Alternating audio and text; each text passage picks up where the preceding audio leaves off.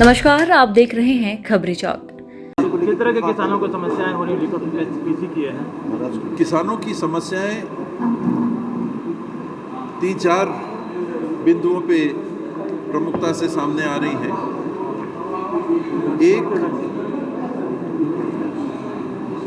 जो खाद है, जो सबसे ज़्यादा लोकप्रिय खाद का इस्तेमाल किसान करते हैं, इफ़को और मेरे ख्याल से डीएपी, ये मिश्रित खाद है जिसमें अलग अलग आपको बार बार अलग अलग प्रकार की खाद नहीं डालना पड़ता, छींटना पड़ता है। इसकी सप्लाई 16% हो गई। आज जो मांग है, उदाहरण के लिए एक मैं विधानसभा की बात आपको जानकारी दे रहा हूँ, लुंड्रा विधानसभा की जानकारी। इफ़को की मांग ज़रूरत है 21,075 क्विंटल और इसमें आपूर्ति अभी तक हुई है 3,450 क्विंटल, जो ज़रूरत का 16.37% है। ये अब समय हो गया है, पानी गिर रहा है, हम आप देख रहे हैं, लोग थरहा भी करेंगे और रोपा भी चालू हो जाएगा। और इस विधानसभा की 12 समितियों में से 8 समितियों में इफ़को का एक भी बोरा नहीं। डीएपी का इसी तरह से ज़रूरत है 19,200 क्विंटल की, आपूर्ति की गई है, भंडारण किया गया है इसका भी 3,450 क्विंटल, और 12 समितियों में से 6 समितियों में एक भी क्विंटल उपलब्ध नहीं, एक भी क्विंटल अभी तक उपलब्ध नहीं है। इसी तरह से जो जानकारियां संभाग स्तर की हैं, संभाग स्तर पे अगर आप देखेंगे तो मांग इफ़को की 22,230 टन है। इसकी एवज में भंडारण हुआ है अभी तक 10,500 या 804 टन। डीएपी, इसकी आवश्यकता है 24,000 टन की और इसमें भंडारण हुआ है 3,946.24 टन, जो कि 16.44% है। 16.44% मात्र भंडारण हुआ है डीएपी का। अब किसान किस तरीके से अपनी इच्छा अनुसार खेती कर पाएंगे, इसमें हो क्या रहा है, और ये आम लोगों को, पब्लिक को, किसानों को इसकी जानकारी होनी चाहिए कि डीएपी का आयात होता है, इंपोर्ट की जाती है डीएपी, और यहाँ पर भी केंद्र की सरकार फॉरेन एक्सचेंज बचाने के लिए कम डीएपी का इंपोर्ट कर रही है, जिस कारण से डीएपी किसानों को नहीं मिल रही। एक तो है कि यहाँ पर आप उसका मैन्युफैक्चर कर रहे हैं, यहाँ पर उसका बना रहे हैं, आप देश में बना रहे हैं, और फिर उसकी कमी हो रही है।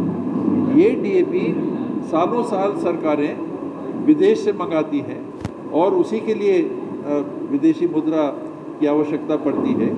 एक और केंद्र की सरकार मीडिया को ये बता रही है कि हमारे पास आज तक जितना फॉरेन एक्सचेंज भंडारण नहीं हुआ, उतना हमारे पास आज के दिन है। 800 कुछ बिलियन डॉलर हमारे पास राशि है। फिर किसानों को आप क्यों वंचित कर रहे हैं? डीएपी नहीं खरीद के इसमें कितना पैसा लगेगा?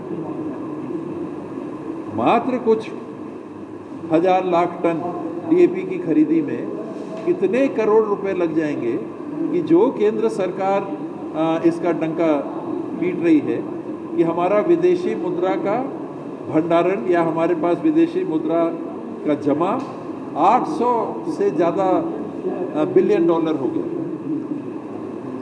तो ये लोगों को मालूम होना चाहिए कि जानबूझ के फिर किसी व्यवसायिक दृष्टिकोण के कारण ये काम कर रहा है, ये काम किया जा रहा है, किसानों को उनकी आवश्यकता से वंचित किया जा रहा है।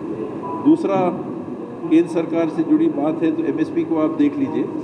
2,320 पिछले साल धान की एमएसपी थी, इस साल उन्होंने 2,369 घोषित की है, यानी 49 रुपये आपने धान की कीमत को बढ़ाया और कहा कि हमने बहुत बड़ी मदद किसानों को की है, एमएसपी बढ़ा के जो हमारा टारगेट था कि किसान की आमदनी दोगुनी होगी, उसकी पूर्ति होगी। केवल मुद्रास्फीति को 6% से आप आंक के अगर देखते हैं तो पिछले साल के रेट से 6% अगर बढ़ोतरी होती तो ये करीब 130 रुपये के आसपास होती। वो 130 बढ़ी हुई मुद्रास्फीति का भार जो किसान पे पड़ रहा है, नागरिक पे पड़ रहा है, उससे वो नहीं उभर रहा है आपके रेट से। किसान की हालत को आपको बेहतर करना था, उसके हाथ में आप पैसा दोगे ताकि वो खरीदी कर सकेगा, तब तो बेहतर होगी। 100 रुपये पिछले बार उदाहरण के लिए किसान के पास थे, 100 रुपये में वो सामान खरीदता था। इस बार 6% मुद्रास्फीति बढ़ गई, तब वो सामान की कीमत कितनी हो गई? 106 रुपये। और आपने कितना किसान के हाथ में दिया? 102 रुपये। अगर 2% बढ़ोतरी को हम मानते हैं, बाकी चीज़ों में जो बढ़ोतरी इफ़को में 250 रुपये आपने बढ़ा दिया, और चीज़ें में जो बढ़ोतरी हो रही है उसको छोड़ दीजिए। इसी में अगर आप देखिएगा तो किसान के पेट में आप कैसे सीधे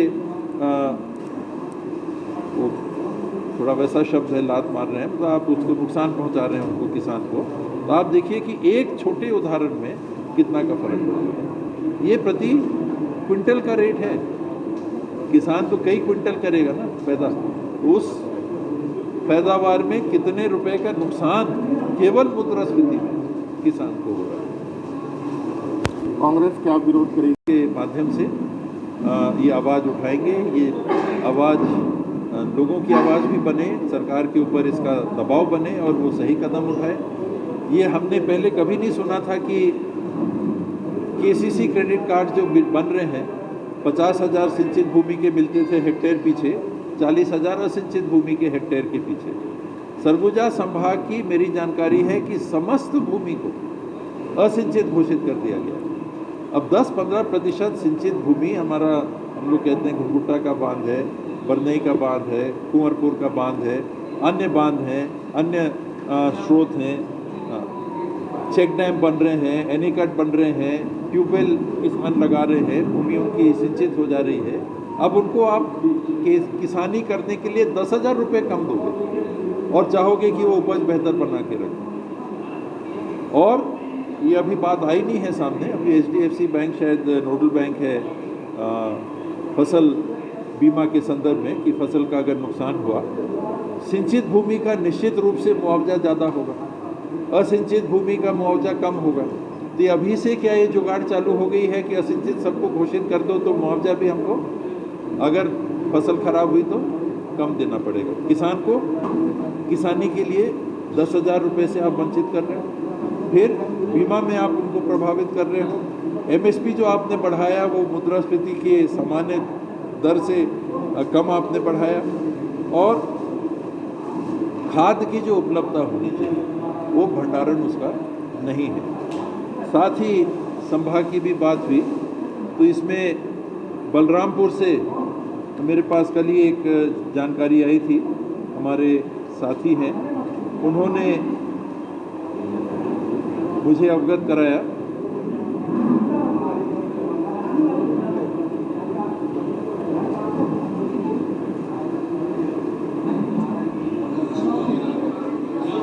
कि वहाँ सोसाइटी में गए तो उन्होंने बोला कि हमारे पास तो 10 बोरे ही हैं, और उन लोगों ने खोल के उसको दिखवाया तो पूरा भंडारण यहाँ पर पड़ा हुआ है।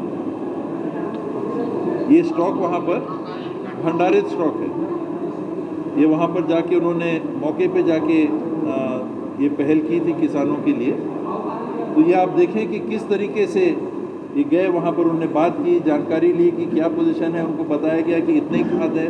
जब खोल के देखा गया तो एक भंडारण कम, जो भंडारण है उसको भी दबाया जा रहा है, किसानों को हर तरीके से परेशान किया जा रहा है। बाबा, जो कृषि विभाग है वो कृषि विभाग इस मामले में एक्शन क्यों नहीं ले पा रहा है कि जो यूरिया है, खासकर DAP की तो किल्लत है ही, यूरिया भरपूर है, उसके बाद भी उसकी कालाबाजारी हो रही है। यूरिया 500 रुपये में अंबिकापुर शहर में खरीदना पड़ रहा है। जब सरकार का दृष्टिकोण व्यवसायी हो जाता है तो उनकी कार्य पद्धति भी उसी तरफ जाती है, तो व्यवसायियों को लाभ पहुँचा रहे हैं, अनैतिक लाभ ये होता है। पर यहाँ अब लग रहा है कि कई पैमानों पे वही काम किया जा रहा है। पहले भी हम लोग सुनते थे, पर वो हल्ला होता था तो नहीं, फिर वो सोसाइटी से खाद मिलने लगता था। अब तो खाद है ही नहीं, मिलेगा कहाँ से? तो लाभ किसको मिलेगा? ऐसे गलत नियत से व्यवसाय करने वाले लोगों को, जो कि काला बाजारी खाद की करेंगे, आप जिसको कहते हैं आर्टिफिशियल स्कैरसिटी पैदा कर दीजिए। कमी नहीं है, लेकिन आप उत्पन्न कर दीजिए वो स्थिति की कमी है, तो चीज़ों के दाम बढ़ जाते हैं। बिचौलिए लाभ उठा लें।